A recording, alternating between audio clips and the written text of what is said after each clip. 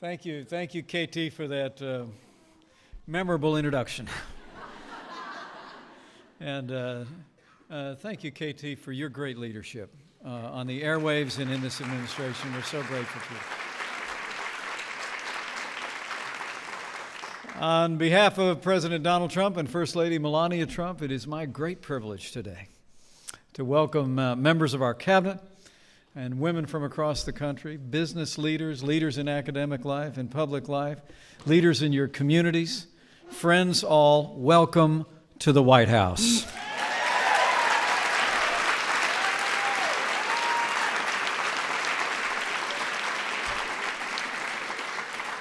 And it's great to be here during Women's History Month, isn't it? The world has celebrated International Women's Day on March 8th since 1911.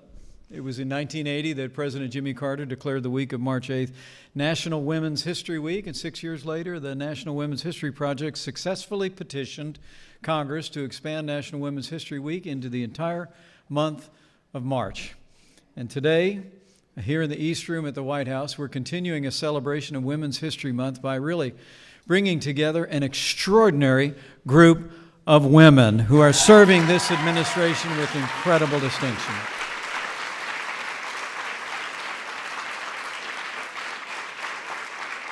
We welcome you all to this Women's Empowerment Panel. This event is really the tail end of a month that culminates in a series of activities where President Trump has sought to honor women's contributions to the United States of America.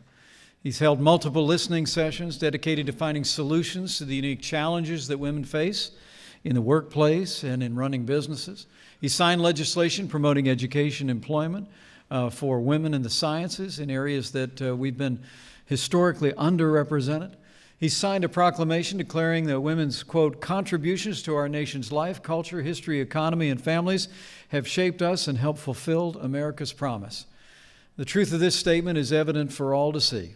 This may be Women's History Month, but the fact is that women in America make history every single day.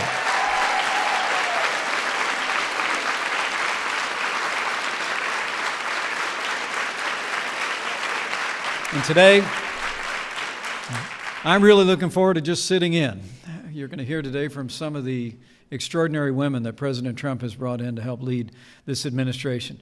Betsy DeVos, from one of the great storied business families in Michigan, in America, now the administrator of the Small Business Administration.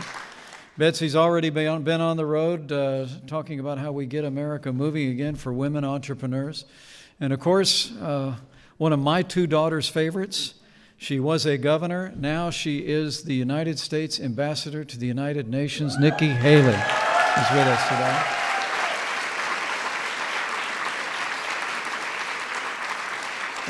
As you can imagine, my two daughters, one in college, is headed to law school next year, and one who just started her career, are not very impressed with people in politics. But both of them said to me a few years ago when Nikki passed through a challenging time in the life of her state, they said, that Nikki Haley is really cool. And we are so honored to have you in this administration. And the new administrator of the Center for Medicaid and Medicare Services, and a Hoosier, Seema Verma, is with us today.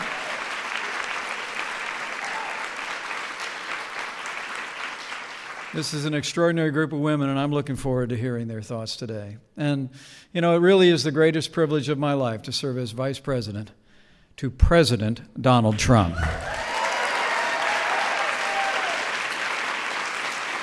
This is a president who has advanced the interests of women and relied on women leaders at crucial moments throughout his career, like when he named a woman to lead his campaign for president, and Kellyanne Conway became the first woman in American history to lead a successful presidential campaign.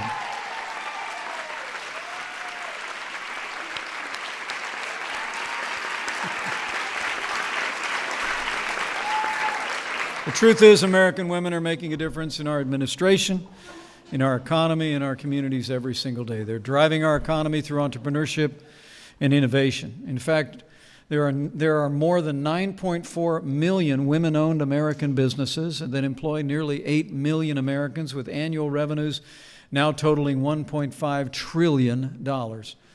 American women, no doubt inspired by the leaders like those gathered in this room today, are also graduating from college and post-secondary education in record numbers.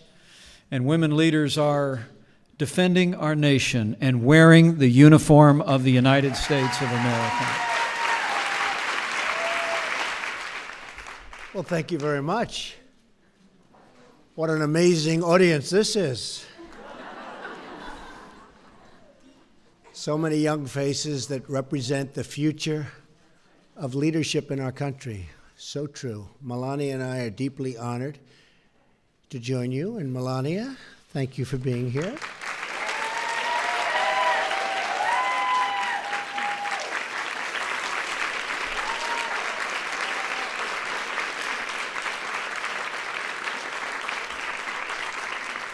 So as you know, Melania is a very highly accomplished woman and really an inspiration to so many. And she is doing some great job. In fact, I shouldn't say this, but her poll numbers went through the roof last week. What was that all about? Through the roof. She has to give us the secret mic, right? Anyway, I appreciate it very much. My cabinet is full of really incredible women leaders. Administrator Linda McMahon, who's been a friend of mine for a long time. Long time. She's done an incredible job in business, by the way. Administrator Seema Verma, Secretary Betsy DeVos, and, of course, my good friend from South Carolina, who is a very tough competitor, I want to tell you, Nikki Haley, Ambassador. She's doing fantastically well. And we're also joined, of course, by Florida Attorney General, highly respected Pam Bondi. So I want to thank you, Pam. Thank you. Elaine Chao, our Secretary of Transportation, who's a real expert. You know, she was Secretary of Labor, but she said, I really wanted to be Secretary of Transportation. That's her real expertise, and she's doing incredibly. She would have been here, but she's celebrating the 50th anniversary of the Department of Transportation right now as we speak. And we're going to work on infrastructure, and we are going to put up one of the big and great infrastructure bills of all time. We're going to get our infrastructure fixed in our country, and we're going to rebuild our country, and that's what we need. Lots of jobs also. And I want to thank Ford. You saw their big announcement yesterday, and so many others are announcing tremendous numbers of jobs. They're not leaving our country anymore, folks. They're not leaving. They're staying, and they're building right here. So we really have these incredibly strong and dedicated leaders, and they're with me, and they're with us. And I'm very happy about it, and I want to thank you as being representative very much of our group. Thank you all very much. Thank you. And I'm so proud that the White House and our administration is filled with so many women of such incredible talent. This week, as we conclude Women's History Month, we honor a great woman of American history. Since the very beginning, women have driven, and I mean each generation of Americans, toward a more free and more prosperous future. Among these patriots are women like the legendary Abigail Adams, right?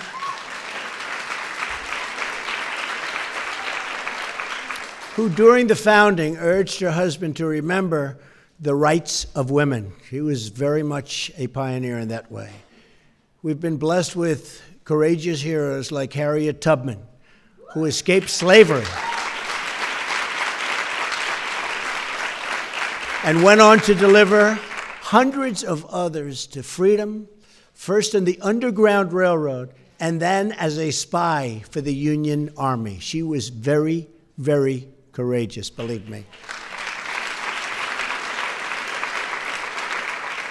And we've had leaders like Susan B. Anthony. Have you heard of Susan B. Anthony? I'm shocked that you've heard of her. Who dreamed of a much more equal and fair future.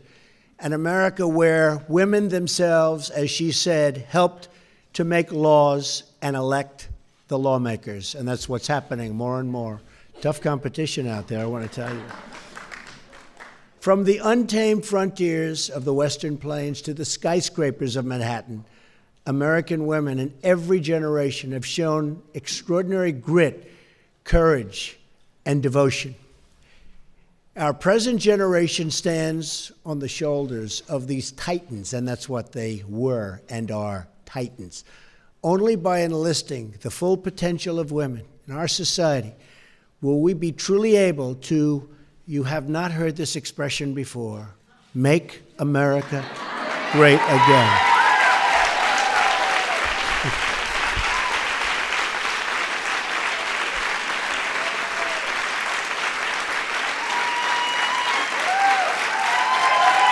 Good expression.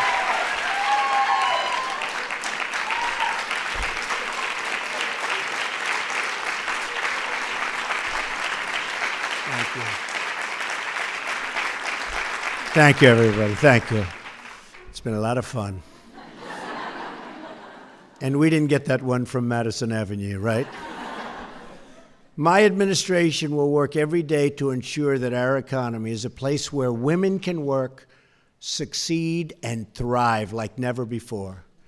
That includes fighting to make sure that all mothers and all families have access to affordable child care.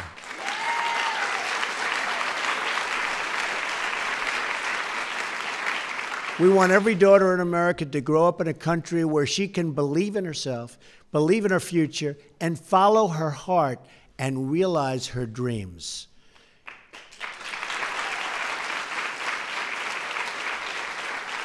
And we want a country that celebrates family, that celebrates community, and that creates a safe and loving home for every child. Every child. That's what we want.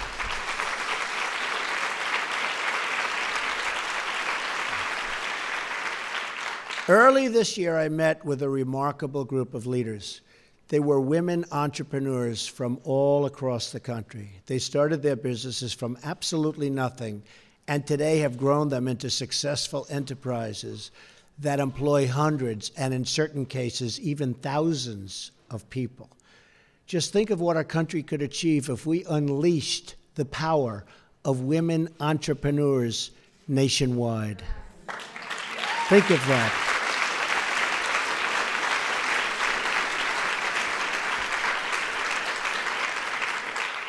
So as a man, I stand before you as president.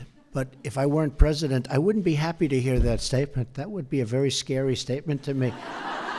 Because there's no way we can compete with you. So I would not be happy. Just wouldn't be happy. One of the business owners I met, Lisa Phillips, used to be homeless. She's now the owner of an event planning company, and she trains homeless youth in Baltimore for good-paying jobs.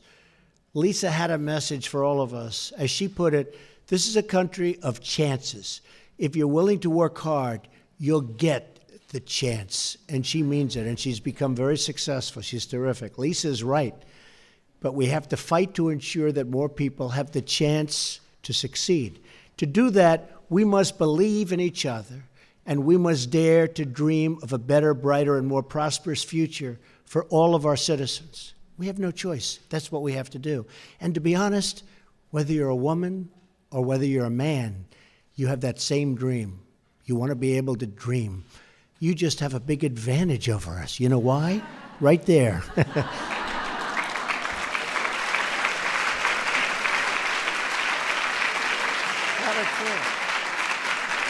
There's a lot of truth to that, Mike, right? That's what I want for each and every one, and each and every one of our daughters and our granddaughters, and I know together we will get there. I want every young person in the audience today and watching from home, and they're all over the place. Those cameras are all over. To know that the future truly belongs to you. We are Americans, and we will not stop until we have achieved our dreams. I want to thank you very much for being here. It's my great honor, I will tell you, to be here. In fact, Melania said, this is something I just have to be at. She feels so strongly about it. She feels so strongly about it.